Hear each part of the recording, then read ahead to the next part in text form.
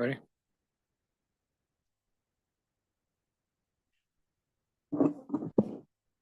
Okay, good morning, everybody. It's 10:30. I'm going to call the public safety meeting to order. I'm going to at this time appoint Dean to fill in, meet the quorum status. Okay. Would you please stand and recite the oath? You want me to do roll call? Would you do a roll? Yes, please. Sure. Mike Copine. Here. Keen Hudson. Present. Katie White. Mike Pearson. Dean Friel. Here. Thank you. Okay. Paul, you have anything you'd like to? Yes, thank you.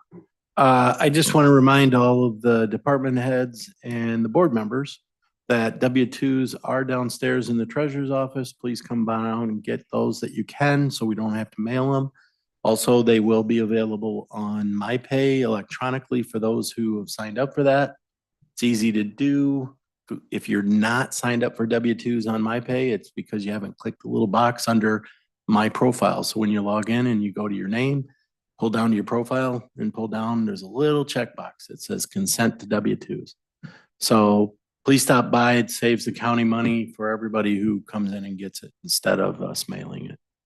So thank you. Okay, thank you, Paul. Anybody have any questions for Paul? No, he's not going to audit them or edit them to add zeros or anything. So. No. Okay. Girls, other than the reports, you have anything? Ladies, I'm sorry. Are we going down the list? Is it my turn or no? No. Okay, well, I'll wait till my turn. All right. Thanks. Okay, has everybody had a chance to read the minutes from last month's meetings? Any changes, corrections, additions, omissions? If not, they'll stand approved as submitted. Animal control, not here. Okay, circuit clerk, Amy. Good morning. There's a lot going on today across the street. We have 2 jury trials going on right now. About 90 out of 106 jurors showed up for 2 jury trials. So it's been busy. It's very nice that we have our new courtroom up and working and running because we are using the old one as a jury assembly room. So that's where we signed everybody in this morning. So that's what's going on today across the You street. had an overflow. They were coming in over here. Were they? Just one. So that's all I really have. Just wanted to let you know it's busy over there today and Okay, I thank don't you. have anything else. Thanks. Okay, there's nobody present as far as the coroner, judges, or public defender, emergency management. Kevin, would you like to share anything on your report? Nothing particular unless you had questions on that report. I don't. It was a good report. I see you've been busy as always. The only thing coming up, it'll be in next month's report, but I'll bring it to your attention is the Bureau of Industry Commerce Department is considering a new rule to restrict or ban Chinese drones in the United States due to national security concerns. If that happens, that'll take probably all of our drones out of commission because they are all DJI drones and manufactured overseas. And there's no funds available for replacement of such. Not that By I'm the aware of. They government. haven't passed this rule yet, but I will make sure to stay on top of it. Okay. Nobody here from the health department? Probation, Stacy? We have a Veterans Treatment Court graduation coming up at the end of January on the 28th, which everybody is invited to. We've really been able to strengthen our relationship with the VFW here within the last couple of months, which has been great for not just the Veterans Treatment Court as a whole, but also the veterans that we're working with. So it's so nice to see what is coming out of that relationship with the VFW. Yesterday, I had a meeting with the administrative office of the Illinois courts. All of the probation departments did. There have been changes made to the probation service fees and how we spend those and what that's going to look like going forward. There are new guidelines that have been set forth by the Supreme Court regarding the probation service fees. So I will be sure to keep the board up to date as we continue to move forward and navigate that, and especially as we get closer to the budget season that's will be upcoming towards the summer months. But that definitely could impact some of the expenditures that we have and how that is paid. Oftentimes, I try to use probation service fees to cover as much of the expenses that we have within the probation department. However, they are limiting pretty significantly how and what we can use those fees for. So I might need to lean a little bit more on the county for some expenses in the future.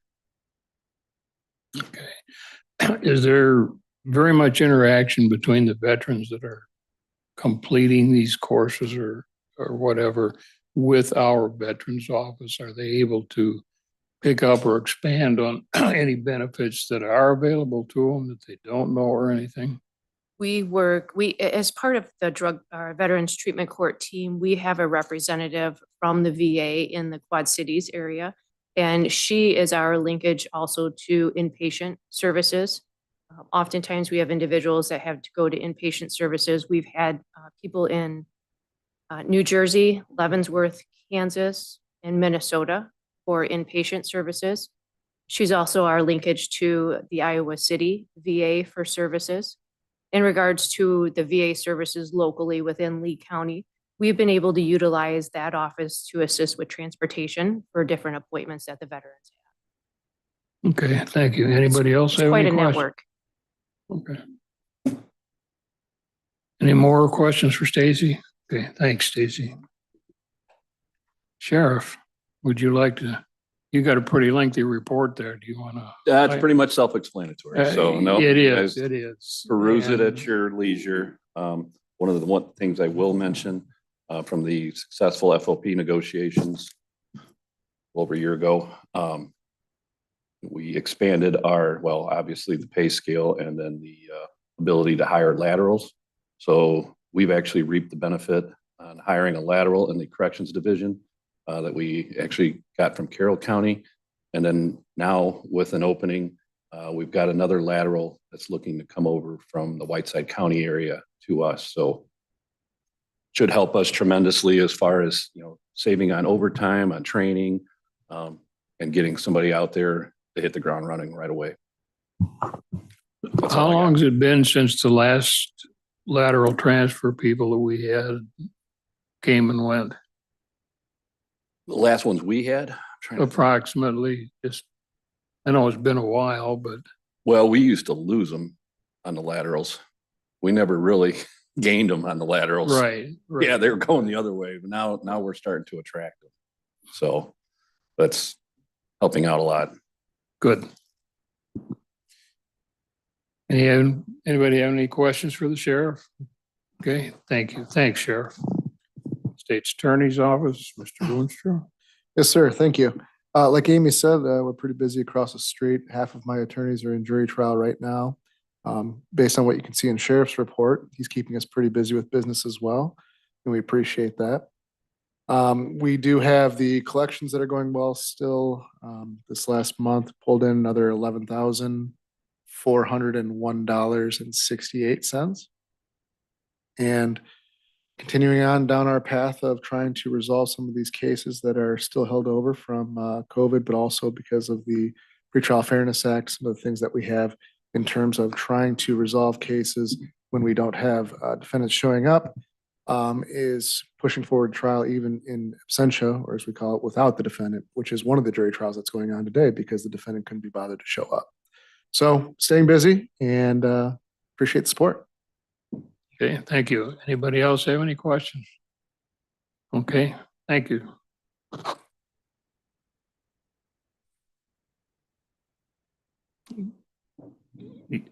You have anything to add to the collection of fines or anything? Nope, just from December's number. Okay, all right.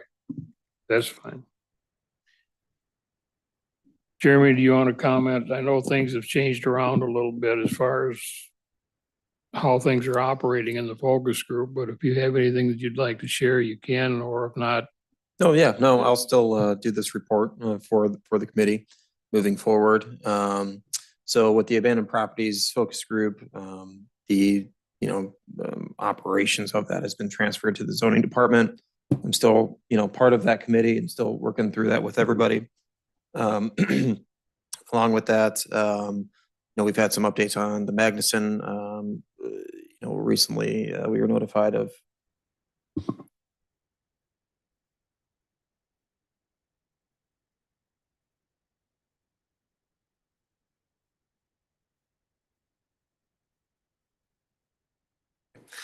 I just wanted to make sure I was clear to talk about this. Magnuson was recently filed, we filed with the county. The Magnuson has gone into the foreclosure process.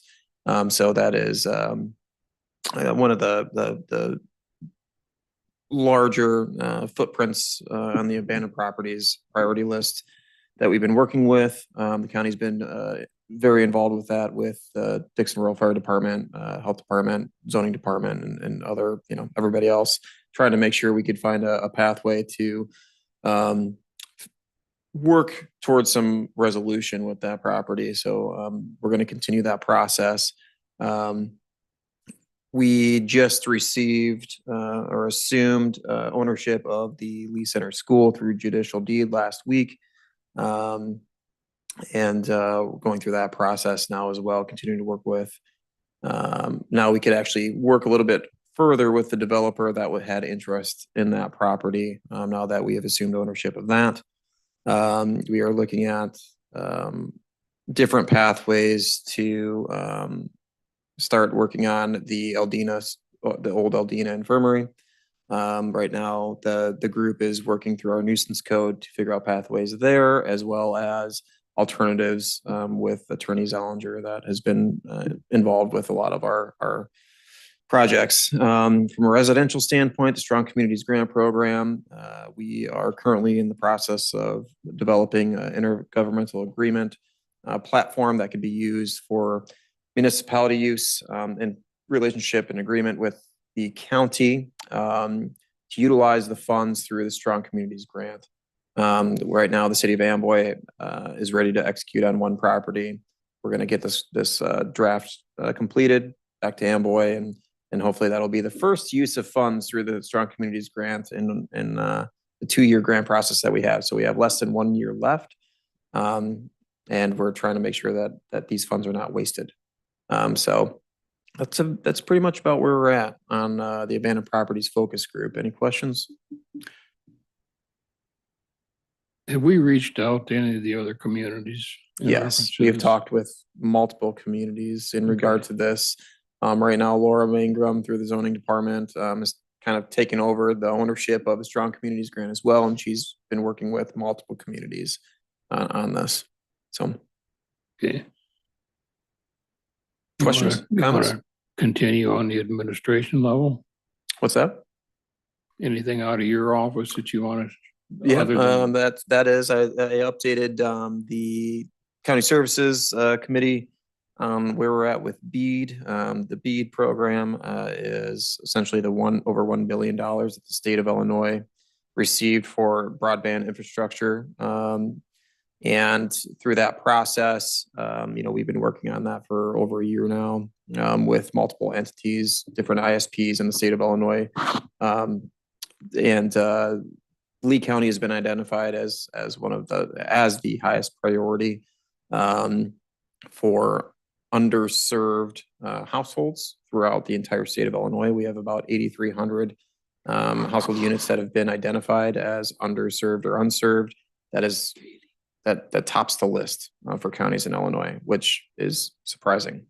But that helps us out knowing that we're a priority for this funding. So working with these different companies as they are creating their wave 1 strategies on how we're going to identify specific, what they call PAUs. And this is essentially the areas that the state of Illinois has identified as priority targets for funding the broadband infrastructure. So by the end of this month, we'll have that strategy more identified. So next month, I'll be able to talk about that a little bit further. But hopefully, all the efforts that everybody's been putting in towards this will come to fruition, as we start seeing infrastructure laid, hopefully, this coming summer. Our raise grant is another thing we discussed. The county has previously submitted 3 raise grant applications for planning. This has in the past and will continue to be right now for a planning grant for a multi-use path from the city of Dixon to Sauk Valley Community College. Keep in mind that Whiteside County and Sterling is currently in development and continuing to move their pathway from Sterling to Sauk Valley Community College. And we need to, the city of Dixon, in partnership with the city of Dixon, ourselves, Sauk Valley Community College, Reagan Mass Transit District, and other entities, we are looking at trying to at least identify and understand what a pathway from Dixon to Sauk would look like. We could all assume it just run along Route 2, but there's other options. And that's what this planning grant would be for. It's about $1.4 million. Hopefully this iteration of our application will see a win for us, and we'll be able to look at continuing to execute on that. Moving forward, if we do not, if we're not identified as a project for the raise planning grant, we might look to do something different in the future. Any questions? Okay, thank you. Any other questions on? Okay, thanks, Jeremy. Appreciate it. I don't have anything to include under unfinished business. I have nothing for new business. Mr. Boonstra, do we have anything for executive session? Not that I'm aware of. Okay, if not, I would entertain a motion for adjournment. So moved by Mr. Hudson, Mr. Friel seconds. Any discussion? Okay. Thank you, guys. All of